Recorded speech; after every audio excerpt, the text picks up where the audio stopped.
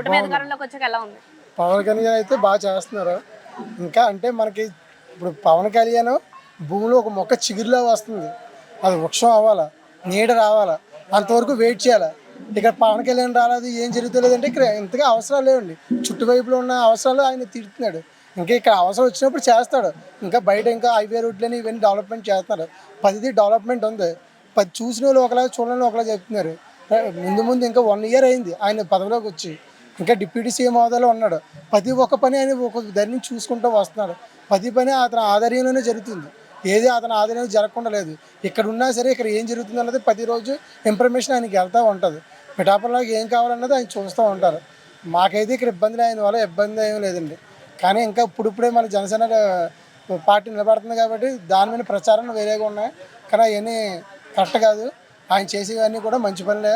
ఇంకా ముందు ముందు ఇంకా చేస్తారు. ప్రజలందరూ కూడా ఆయనకి సహకరించాలి. సహకరిస్తే ఇంకా ముందుకు వెళ్తుంది. ఎవరో చెప్పుడు మాటలు తీసి ఆయన్ని విమర్శిస్తే ఆ విమర్శలు వేరేగా ఉంటాయి. సూపర్ 6 పథకాల మీద మీ అభిప్రాయం ఏంటి? పథకాలు ఒకటి అమలు అవుతున్నాయండి. పథకం ప్రతి ఒక్కటి కూడా అందరికీ చెందుతున్నాయి. ప్రతి నెల పెన్షన్ అందరికీ వస్తుంది. ప్రతి పెన్షన్ కూడా వాలంటీర్లు అందరికీ పంచిపెడుతున్నారు. ఎవరికి కూడా పెన్షన్ వల్ల ఏ ఇబ్బందులు లేవు.